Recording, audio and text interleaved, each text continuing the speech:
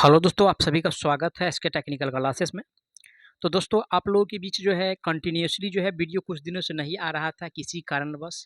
आज से जो है आप लोग आज जो है प्रीवियस पेपर करा रहे हैं, लेकिन कल से रेगुलरिटी में है ना, जिस हिसाब से चल रहा था क्लास, एक्सेप्टेड क्वेश्चंस आप लोगों के बीच आएगा और कुछ नया सीखने को मिलेगा, है ना।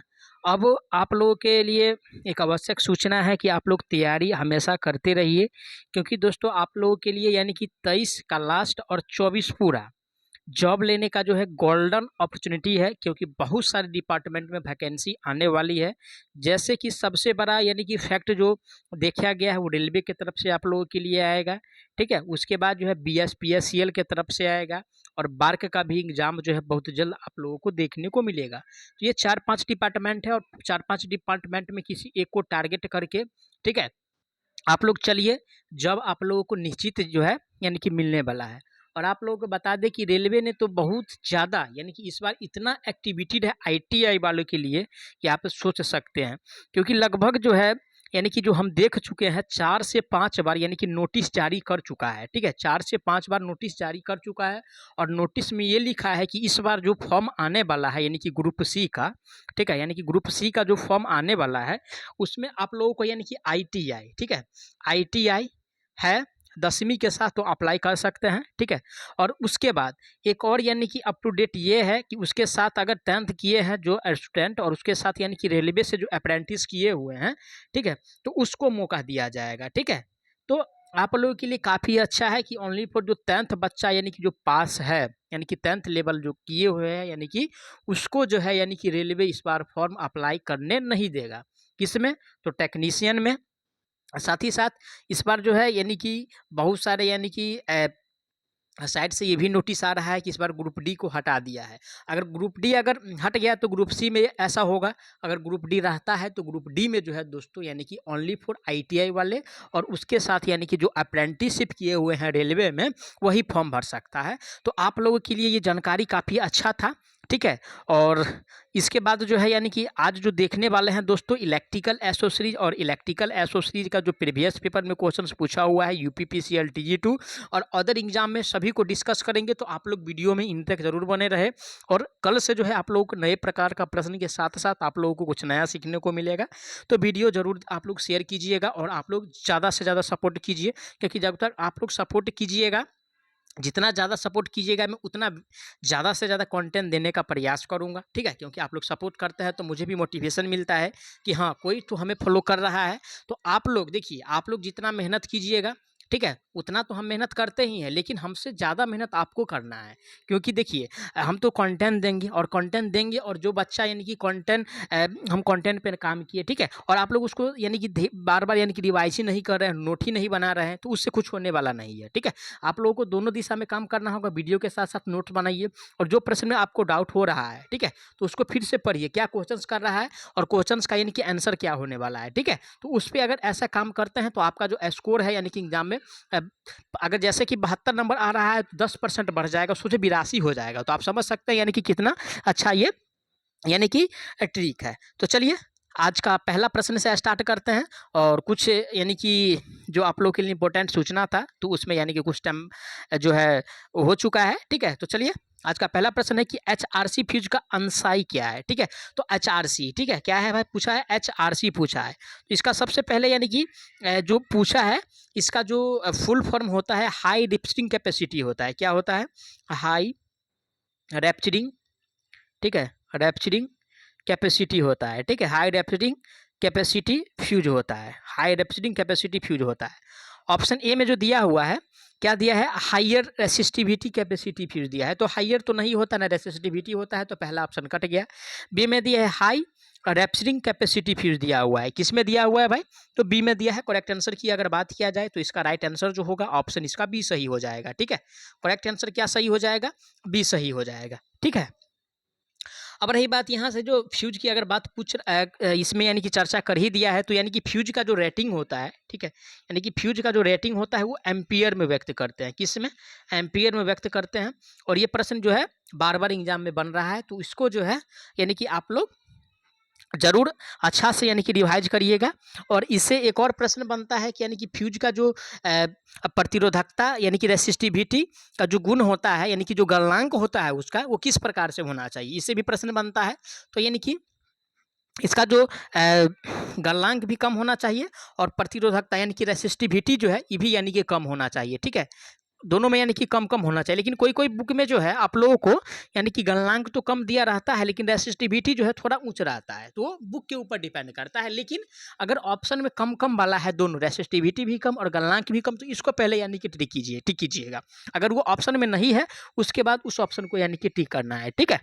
तो चलिए अगला प्रश्न पे चलते हैं। अगला प्रश्न देखिए, अगला प्रश्न आज का दिया हुआ है। क्वेश्चंस में कह रहा है कि भू रिसाव अर्थ लीकेज सर्किट ब्रेकर को डैश के रूप में भी जाना जाता है, किसके रूप, यानी कि लीकेज यानी कि ईएलसीबी। ईएलसीबी का फुल फॉर्म क्या होता है? अर्थ लीकेज सर्किट ब्रेकर होता है। इसका प्रयोग हम कहाँ क्यों करते हैं?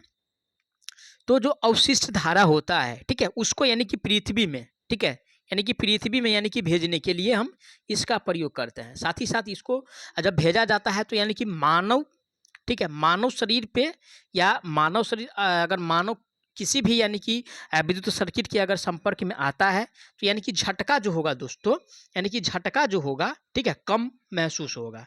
झटका जो है वो काफ़ी कम लगेगा अगर यानी कि एलसीबी का प्रयोग करते हैं, ठीक है, जिसको यानी कि अर्थ लीकेज सर्किट ब्रेकर कहा जाता है।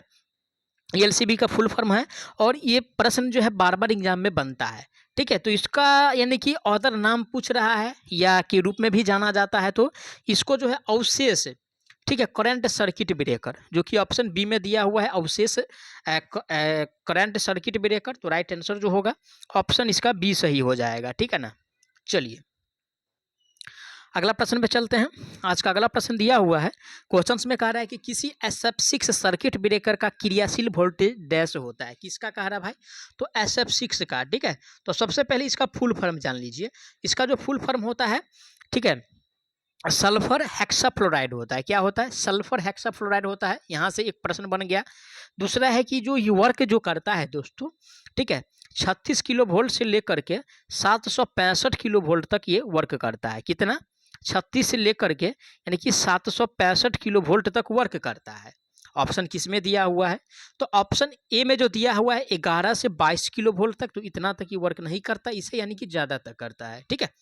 अब रही बात यानी कि बी में दिया है भी 400 किलो वोल्ट तक ही है, तो इतना तक भी नहीं करते हैं भाई, ठीक है। ये जो इसका यानी कि जो मेनली जो वर्क किया जाता है ये 765 किलो वोल्ट तक ये करता है, यानी कि काफ़ी उच्च वोल्टेज तक इसको यानी कि यूज कर सकते हैं, है ना। तो राइट आंसर जो होने वाला है ऑप्शन इसका डी सही हो जाएगा, क्योंकि डी में जो दिया हुआ है 36 किलो वोल्ट से लेकर के 760 किलो वोल्ट दिया हुआ है, ठीक है।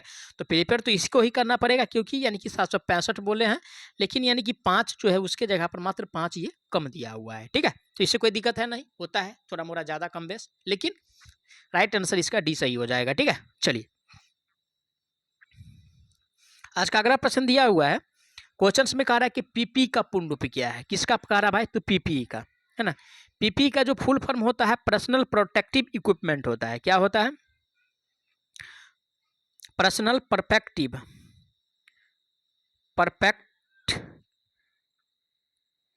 ठीक है, पर्सनल परफेक्टिव इक्विपमेंट होता है, सॉरी प्रोटेक्टिव होता है, प्रोटेक्टिव क्या होता है? पर्सनल प्रोटेक्टिव इक्विपमेंट होता है, ठीक है, प्रोटेक्टिव इक्विपमेंट होता है। ऑप्शन पढ़ेंगे, ए में कह रहा है पर्सनल परफेक्ट है, तो पहला ही ऑप्शन गलत हो गया। जब ये परफेक्ट आया तो समझिए उसको काट दीजिए। बी में है पर्सन परफेक्ट है, तो इसको भी काट दीजिए क्योंकि पर्सन तो होता नहीं है। और सी में जो दिया हुआ है पर्सन प्रोटेक्टिव इक्विपमेंट, तो पर्सन दिया हुआ है, पर्सन नहीं होता है, पर्सनल होता है, जो कि ऑप्शन डी में दिया है। करेक्ट आंसर जो होगा दोस्तों personal protective equipment, correct answer यानी कि डी में दिया है, राइट आंसर इसका डी सही हो जाएगा, ठीक है। और इससे जो प्रश्न बनता है दोस्तों, PP1 का काम क्या है, PP2 का काम क्या है, PP3 का काम क्या है, PP4 का काम क्या है, PP5 का काम क्या है, लगभग यानी कि PP जो होता है ना, यानी कि जो सुरक्षा होता है वो 6, यानी कि जैसे क्या होता है, यानी कि आँख का सुरक्षा। और आँख की सुरक्षा के लिए किसका हम प्रयोग करते हैं, तो चश्मा का प्रयोग करते हैं, ठीक है। उसके बाद यानी कि कान का सुरक्षा होता है, उसके साथ साथ यानी कि माथा का सुरक्षा होता है, जो हेलमेट का प्रयोग करते हैं। उसके बाद जो है यानी कि जूता का सुरक्षा होता है। तो सब ये नियम है, ठीक है, E1 से लेकर के यानी कि E1 6 तक, ठीक है। तो नेक्स्ट वीडियो में जो है यानी कि उसके लिए व्हाइट बोर्ड पे यानी कि जो बताएंगे तब आप लोगों को अच्छा से समझ में आएगा। इससे प्रश्न भी बनेगा, और इस बार ही बनेगा प्रश्न, नेक्स्ट बार की बात नहीं कर रहा, इस बार जो है इससे प्रश्न बनने वाला है। तो आप लोग काफ़ी इसको यानी कि इफेक्टिव ये वीडियो होगा।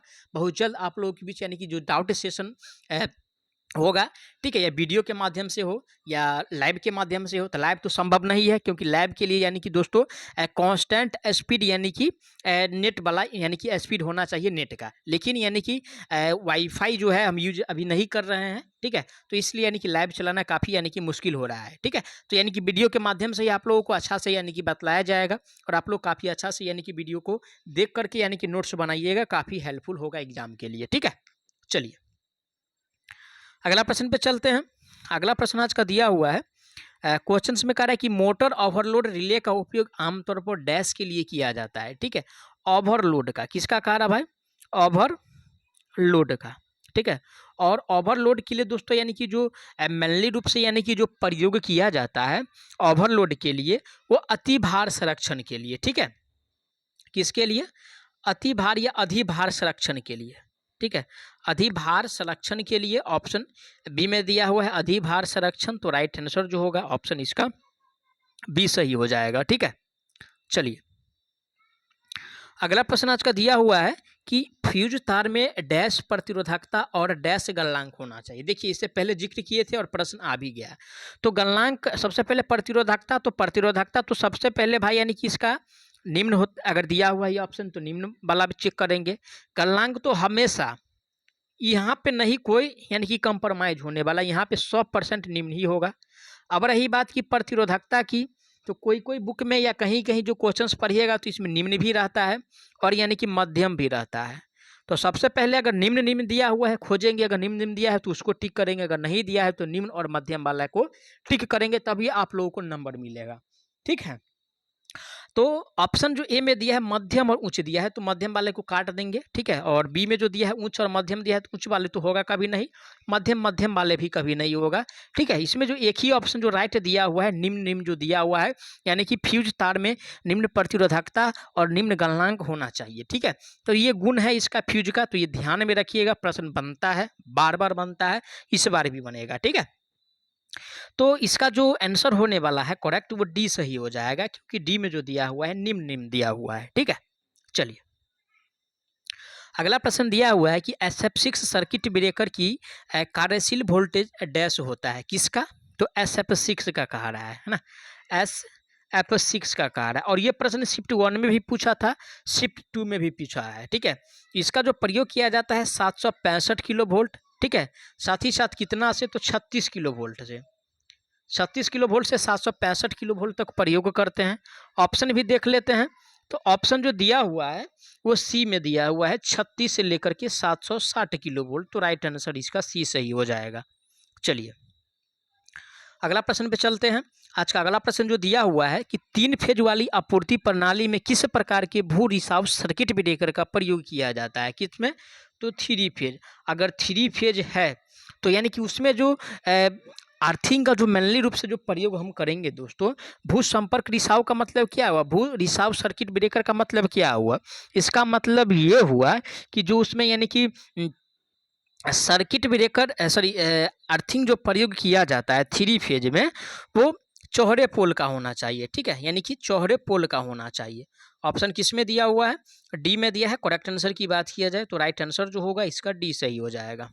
चलिए अगला प्रश्न दिया है एमसीबी से, और एमसीबी से ये प्रश्न है कि एमसीबी का पूर्ण रूप क्या है, किसका, तो एमसीबी का, ठीक है। तो एक वीडियो में हम ये भी बताएंगे यानी कि जितना यानी कि फुल फॉर्म आता है, जैसे एमसीबी हो गया, ईएलसीबी हो गया, एफईटी हो गया, यूजेटी हो गया, एमसीबी हो यूजेटी हो गया, यानी कि डायोड इन एसी या डायोड ट्रायोड इन एसी, ठीक है। यानी कि जितना फुल फॉर्म वाले सेक्शन हैं, ठीक है, बीईएस क्या होता है, ट्रिपल एससी क्या होता है, यानी कि VFF क्या होता है, VCVF क्या होता है, सबका फुल फॉर्म कराएंगे। तो आप लोग इसके लिए निफिकिर रहिए।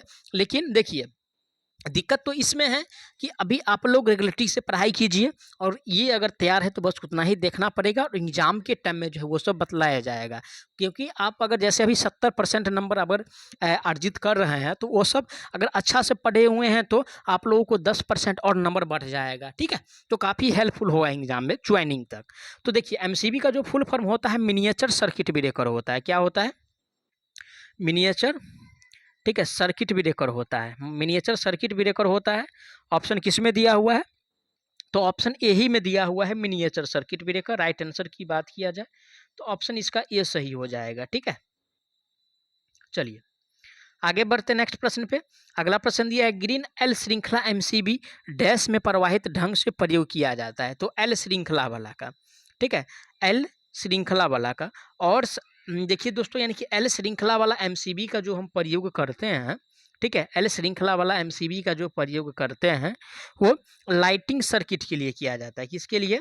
लाइटिंग सर्किट के लिए। ठीक है, लाइटिंग सर्किट के लिए। ठीक है, लाइटिंग सर्किट के लिए हम किसका प्रयोग करते हैं?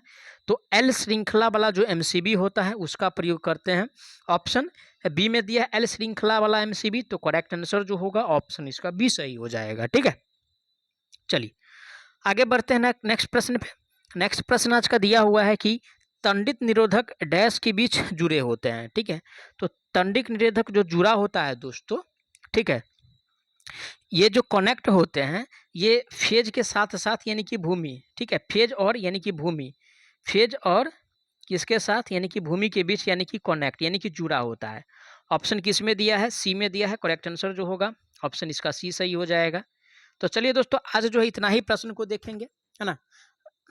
कल से जो है आप लोगों को नए प्रकार का प्रश्न देखने को मिलेगा, तो आप लोग वीडियो को कभी मिस नहीं कीजिएगा, और जिसमें डाउट हो रहा है जिस प्रश्न में, उसको जरूर नोट कीजिए और उसको बार बार पढ़िए। ठीक है, तो चलिए मिलते हैं नेक्स्ट पार्ट में, तब तक के लिए जय हिंद।